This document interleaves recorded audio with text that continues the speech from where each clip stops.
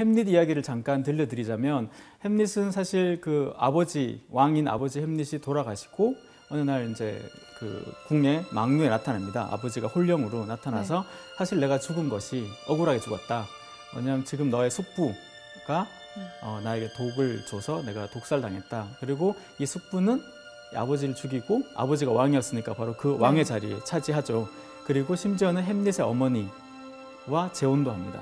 그렇게 해서 아버지의 자리를 완벽하게 대체하는 거죠. 그랬더니 햄릿은 이제 그러면 아버지를 죽인 사람이 지금 왕이니까 아버지의 죽음에 대한 복수를 결심합니다. 그래서 햄릿은 내 현직 왕을 상대로 복수를 하려면 바꿔 얘기하면 나의 죽음을 전제해야 되죠. 그쵸. 내가 왕이 될 거면 몰라도 왕이 될 욕심이 없으면 당연히 내가 이 왕을 죽이려는 것은 곧 나의 죽음을 전제합니다. 그래서 햄릿의 복수 과정은 굉장히 치밀해야 될 수밖에 없어요. 그래서 햄릿은 미친 사람인 척해, 실성한 사람인 척 그렇게 합니다. 근데 이 오피리어는 그 오피리아의 아버지가 이 당시 궁정의 재상인 폴로니어스였어요.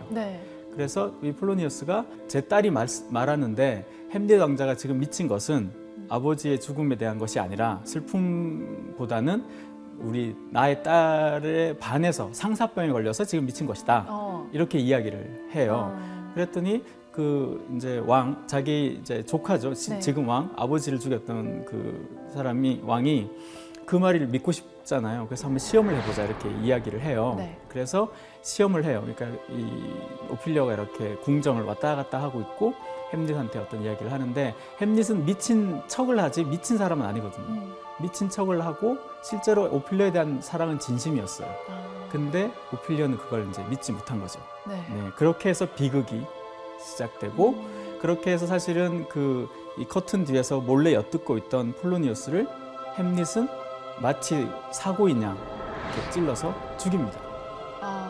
그렇게 해서 이제 어떻게 보면 오피리어의 아버지는 햄릿 손에 의해서 죽게 되죠. 그렇게 해서 이제 비극이 어떻게 시작되는 그런 장면인데 나중에 이 햄릿을 읽어보시면 이 오피리어의 죽음을 자살이다 이렇게 보통 이야기를 하는데요.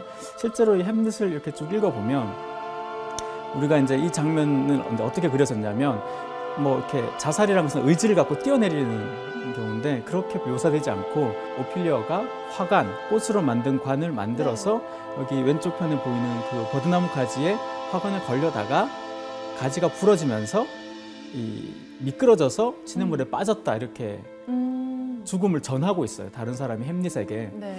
그런데 그러면 사실은 시냇물이고 하면 충분히 살려고 할 수도 있는데 그림에서 보시면 뭔가 입도 벌리고 눈은 뜨고 있고 손을 이렇게 벌리고 있죠.